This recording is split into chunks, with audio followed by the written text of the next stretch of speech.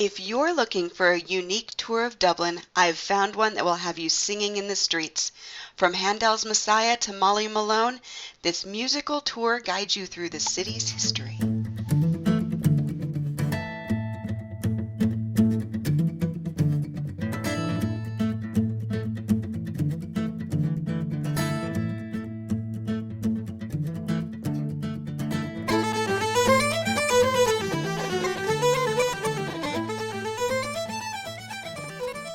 Today's podcast is brought to you by A Celtic Experience, my guided tour of Ireland.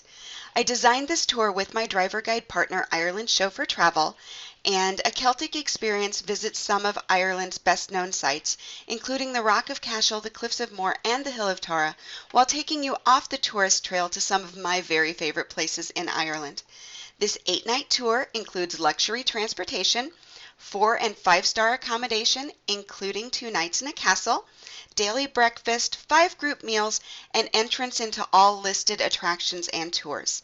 The tour dates are September 14th to 22nd, 2019, and the cost is €2,500 per person. For more information and a complete itinerary, you can email me, Jody, at IrelandFamilyVacations.com, or head over to the show notes and follow the link there. Now, let's head back to Dublin and a podcast episode that I actually recorded live in the city with Fiona Dalton after I took her really amazing musical history tour of Dublin. It's a very unique tour, and I think that it's a tour that everyone will enjoy, so I can't wait to share this podcast interview with you. Hey everyone, thank you so much for joining me here on the Traveling in Ireland podcast, and today we are live in Dublin. I'm actually looking out a window at Christ Church Cathedral just right across the street, and I am thrilled to be joined by Fiona Dalton, who runs Dalton's Musical History Tours here in Dublin. This is a newer tour, only been going about 6 months, and really a great way to see Dublin. Kind of brings in the music and the history and just the fun of Dublin. So Fiona, thank you so much for joining me today. I'm thrilled to be sitting across from you and learn more about your tour. Thank you for having me, and thank you for coming on the tour. I know you enjoyed it, and it was great fun. A great singing voice as well, which even helps. You're very kind, because I know I don't have a great singing voice, but you're very kind to have not just told me to zip it. But your tours are really an interesting way to see Dublin. It's not your typical walk around Dublin and listen to somebody tell you about the history. You're getting a view of the history in a different way from kind of the musical historical aspect. And it adds a different component, I guess, to a Dublin tour as opposed to just walking and listening. So where did this idea of the musical history tour come from? Okay, so I was originally a secretary for 25 years, and then I decided I missed my music, I missed my singing, and I wanted to get back in. So I went to become a tour guide, which I have my credentials.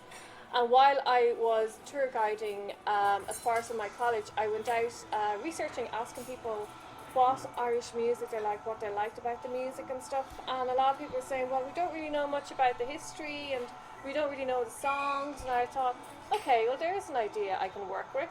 So I thought that maybe if I bring in the history of the songs, the history of the music, where they came from, and link them to an actual monument, like Christchurch is linked to George Frederick Handel and the Messiah. And I thought that would be a different, as you say, way of going around the city. A lot of the tours are based on historical places, but I want to bring a bit of the music and a bit of the history of the music into my tours. So no one else is actually doing this at the moment, which is quite good as well. And you can tell, because even, as we sit here in January, when we were doing the tour and then we would sing, it was kind of, if you don't like to be a spectacle, it may not be your thing, but people would gather around. There were people filming us singing at Dublin Castle. So it really is just kind of a unique thing. But in Dublin, so you have a lot of historical sites in Dublin. You have a lot of history, and you have a lot of musical history in Dublin as well. So you focus on 6 different songs and locations in your tour. How did you decide on those locations and those songs? Well, I had a walk around the city and went on other tours myself, and started to find out the music. So looking into the history of the music and where they came from. So when I found out that the Messiah was linked to Christchurch with the cathedral choir, I thought, okay, well, I can work around that. And then sort of work in a circle around. So Dame Street is my first port of call. I will be doing other parts of Dublin. Okay. And I will be changing the songs around as well, so they won't be the same songs either. And then, of course, everybody knows Molly. But a lot of people wouldn't know about the Olympia Theatre, or they wouldn't know about immigration and stuff. A lot of that stuff is done further down the docklands. So I thought it'd be nice to actually just have an actual circle around and just bring in 6 spots, just as the first point of tour. But I'd say further down in the year now I'll be doing other parts of Dublin. Okay, and actually the first tour takes in sites that people are going to, have probably on their list. There's Christchurch Cathedral. Yes. Obviously, everybody wants to go visit Molly Malone. Absolutely, yeah. And a few other places that you have on your itinerary. Now, was it easy to find the songs to match to each place? Did you do the places first and then the songs? I actually did the songs first. Okay. And then I did the history of the songs, and then I sort of tried to link them in. The Hallelujah chorus is the easiest one out of the 53 movements, to be honest, because they're all really, really hard. And a lot of people would know the Hallelujah chorus as well. So I picked sort of songs that people would have an inkling or they would sort of know as well. And I also picked songs that are easy because I teach these to musical groups on the tour. So I wanted to pick songs that are easy to teach as well. They're repetitive. They can listen a couple of times and they'll get them on their ears. So when they sing them back to me, they have an idea of what it sounds. And this is an interactive tour, which Absolutely, again yes. is very different from a lot of tours, in where I know that I had enough familiarity with some of the songs that I was able to, kind of you started and then I'd hop right in. But you will sing them clear through, Absolutely. and then the second round people can join. Yeah, I will teach the first verse. So I will sing the whole way through so they can have an idea of what it's like. I'll teach the first verse, and then they will only have to sing the first verse back. Now, they don't have to if they don't really want to. I know some people are quite nervous when they're on the street and they're like, oh my God, everyone's looking at me. But it's a bit of fun. It's really very fun, and Yeah. in all honesty, when you're doing it, you kind of, when you first start, you're like, Think, oh my I'm God. making really a spectacle of myself. But as you go through and you're learning the stories and the history, you want to be a part of it, and that's such an interesting way to be a part of it. Yeah, absolutely, yeah. And then I noticed as well, people didn't know the songs when they were going into the pubs. And they weren't being taught the songs, so they felt a bit left out, where they're sitting there and they wanted to compete, but they couldn't. So then I figured out, okay, if I have a couple of songs that people would know, like we did the Foggy Dew today, I mean, if you go to a place tonight now, you'll be able to sing along because you remembered it from that day. So they really enjoy that because they felt they're getting an Irish experience.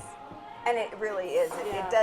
It does give you that culture. I think so many people want to have the experience of culture when they're in Ireland, and I think that really does give you the feelings of, the culture and the history, and bringing it home a little bit more than just walking around. Yeah.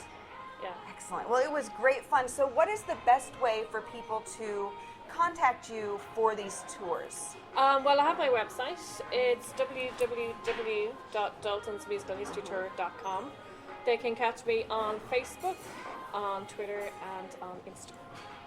And so is it best if they go onto a website? I know you have is it a book now button on the website? Yeah. Or is it, okay. So they can actually go in and they can book their dates, they can book their times, whatever they decide.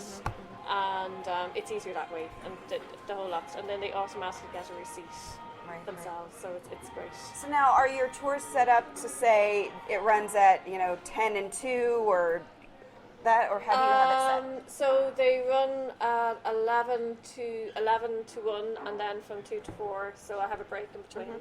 I need that hour just to calm myself down and get the voice working back again, because 2 hours. Have some It's tea a and lot honey. of, yeah, exactly.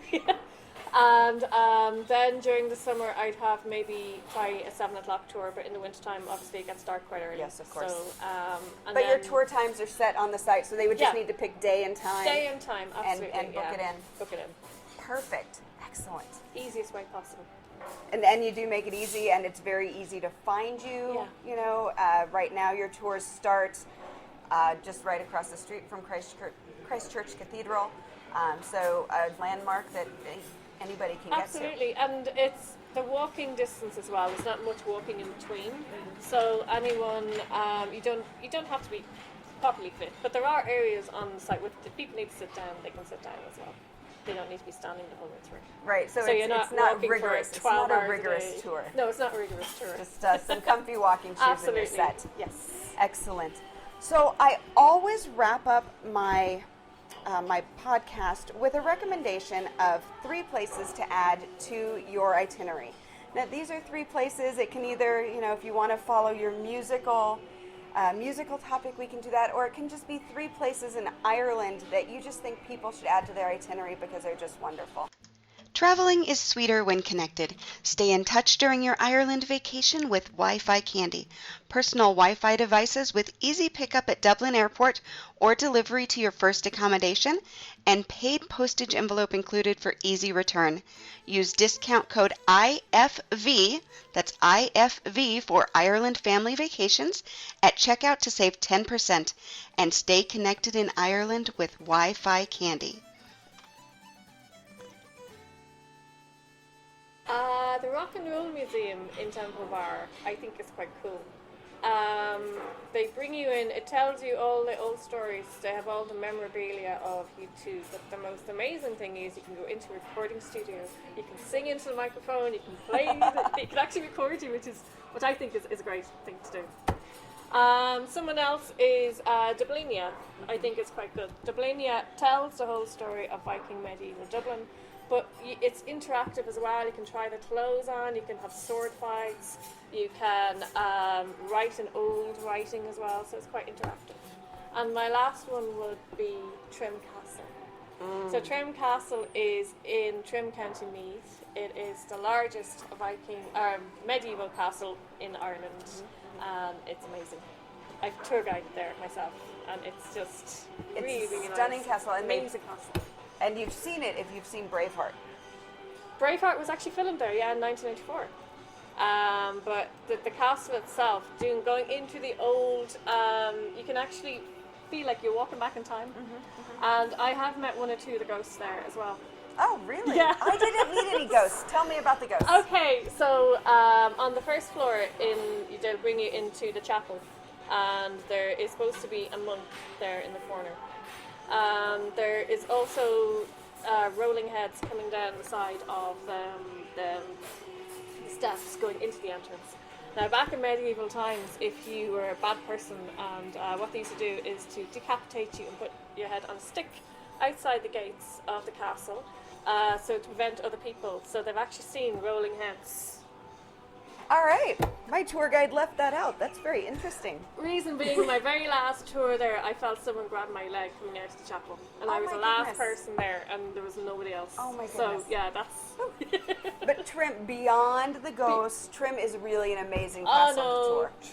Trim itself, as well as the castle. They Okay. have the Augustinian monastery, and there's loads of places. It's an amazing place. The Riverwalk is very beautiful Yes, as well. the Riverwalk and the Portufields, where they have the original gardens from medieval.